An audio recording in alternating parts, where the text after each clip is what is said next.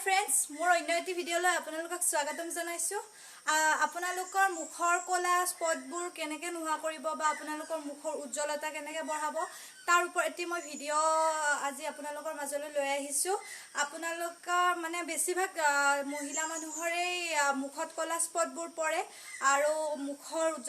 উজ্জ্বলতাটো কমি যায় কলা স্পটবোৰ বেছিকৈ দেখা হয় ইয়াৰ এইবোৰ আপোনালোকৰ কেনেকৈ নোহোৱা কৰিব পাৰিব এই ভিডিওটো সম্পূৰ্ণকৈ চালে আপোনালোকে সকলো কথা জানিব পাৰিব প্ৰথমে আমি ভালকৈ মুখখন মাসাজ কৰি ল'ব লাগিব মাসাজ কৰিবলৈ প্ৰথম মই চেনি অলপ লৈছো এয়া তাৰ পিছত লৈছো বিলাহীৰে প্ৰথম চেনিখিনি লগাই প্ৰথম মাসাজ কৰিব লাগিব এনেদৰে বিলাহী আৰু চেনিৰে মাসাজ কৰি দিব ফাৰ্ষ্ট এয়া গোটেই মুখখন মাসাজ কৰি দিব এই মাসাজটো কৰা হয় যাতে মুখত যিখিনি আমাৰ ধুলি মাকতি লাগি আছে সেইখিনি যাতে নোহোৱা হৈ যায় সেইখিনিৰ কাৰণে আমি প্ৰথম বিলাহীৰে মাসাজ কৰি ল'ব লাগে এছাই থাকিব মাসাজ কৰি উঠি বিলাহীখিনিৰে মাসাজ কৰাৰ পিছত পানীৰে আপোনালোকৰ মুখখন ভালদৰে ধুই দিব ধোৱাৰ পিছত পৰা আকৌ মই ষ্টাৰ্ট কৰি দিম চাব এয়া মই বিলাহীৰে মাসাজ কৰি আছো তাৰ পিছত মই মুখখন ধুই দিম এয়া চাব পাৰে মই মুখখন ধুই আহিলো এতিয়া লাহে লাহে মুখখন মুছি দিম চাই থাকিব মই লাহে লাহে মুখখন মুছি আছো যাতে জোৰত মুছি নিদিয়ে জোৰত মুছি দিলে মুখখনত আপোনালোকৰ স্পট ৰৈ যাব পাৰে বা আপোনালোকৰ যেটো আচুৰ খাই যাব পাৰে জোৰত মুছিলে এনেকৈ লাহে লাহে মুছি দিব মুখখন এয়া চাব মই মুছা সম্পূৰ্ণ হৈ গৈছে এতিয়া মই মোৰ ফেস পেকটো আৰম্ভ কৰিম প্ৰথমে মই ইয়াত লৈছো মই বেসন আৰু হালধি মোৰ পৰিমাণ অনুযায়ী লৈছো আপোনালোকৰ যিমান প্ৰয়োজন হয় সেইখিনি ল'ব মই হালধি আৰু বেসন লৈছো ইয়াৰ লগত মই এতিয়া মিহলি কৰিম মৌ তাৰ পিছত টেঙা দৈ গাখীৰ এইখিনি মই মিহলি কৰিম আপোনালোকে ভালদৰে চাই যাব ইয়াত মই মৌ এচামুচ দিম এয়া চাব মৌ এচামুচ দিম তাৰ পিছত দিম দৈ গাখীৰ এয়া দৈ গাখীৰ লৈছো দৈ গাখীৰ দিম টেঙা দৈ গাখীৰ চাব বস্তুটো এতিয়া মই মিহলি কৰি দিম হালধি দৈ গাখীৰ বেসন আৰু মৌ এইকেইটা এনে স্কিনৰ কাৰণে ভালে সকলোৱে জানে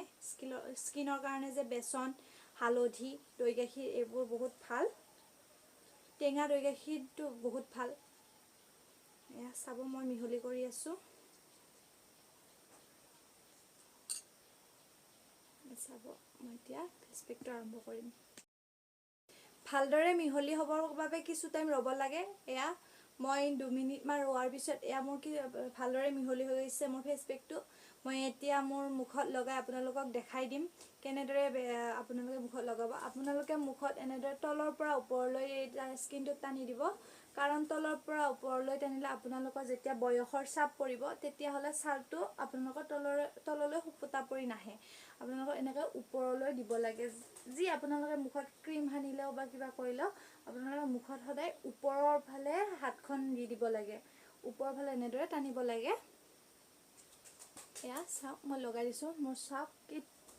ধুনিয়া মিহি হৈছে এয়া চাওক হালধি কালাৰটো আহি গৈছে এয়া আপোনালোকে চাব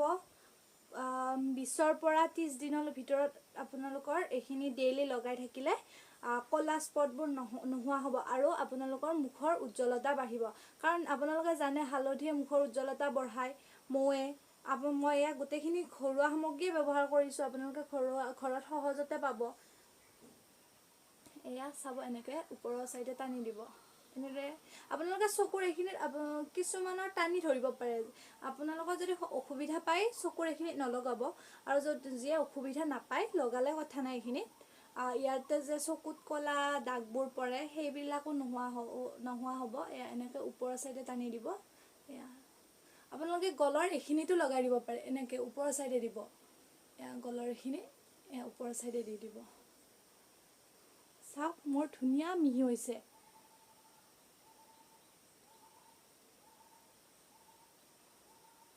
এনেদৰে লগাই আপোনালোকে 5 মিনিটমান ৰ'ব যাতে বস্তুটো শুকাই যায়। আপোনালোকে পাৰ্লাৰত গৈ ফেচিয়েল নকৰিলেও হয়। এনেদৰে যদি আপোনালোকে ডেইলি কৰি থাকে আপোনালোকে চাব ফেচিয়েলৰ দৰে ধুনীয়া আপোনালোকৰ মুখত সৌন্দৰ্য আহিব। এয়া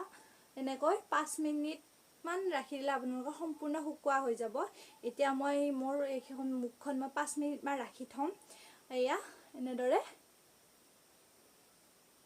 5 মিনিটমান মই ৰাখি থ'ম। ৰাখি উঠি মই ধুই দিম। ধুই এনেকৈ পানী ছটিয়াই দিম যাতে বহুত জোৰে নিদিব, মুখৰ ছাল গুচি যাব পাৰে। তেনেদৰে ধুই আপোনালোকক দেখাই আছোঁ মই 5 মিনিট ৰখি দিওঁ। তাৰপিছত মোৰ যেতিয়া শুকালে মই ধুই উঠি আপোনালোকক পুনৰ লগ পাই আছোঁ। মোৰ 5 মিনিট হৈ গ'ল। এতিয়া মই মুখখন ভালদৰে ধুই দিলোঁ। ধুই উঠি এতিয়া এয়া চাওক মোৰ মুখৰ হালধিৰ কালাৰটো অলপ হালধীয়া হৈ আছে মুখখন। চাওক আপোনালোকে যদি ডেইলি এইটো ইউজ কৰে, কমে 1 মাহ ইউজ কৰি চাব, আপোনালোকে চাব আপোনালোকৰ মুখৰ পৰিৱৰ্তন দেখিব। ডেইলি ইউজ কৰিব। এয়া চাওক। আৰু আজি যদি মোৰ ভিডিঅ'টো আপোনালোকৰ ভাল লাগিছে, মোৰ নতুন জানিবলগীয়া এই ভিডিঅ'সমূহ আপোনালোকে পাই যাবলৈ মোৰ চেনেলটো ছাবস্ক্ৰাইব কৰি থ'ব। আৰু ভিডিঅ'টো যদি ভাল লাগিছে লাইক কৰিব, কমেণ্ট কৰিব আৰু শ্বেয়াৰ কৰিব। আজিলৈ মই সামৰিছোঁ। ধন্যবাদ।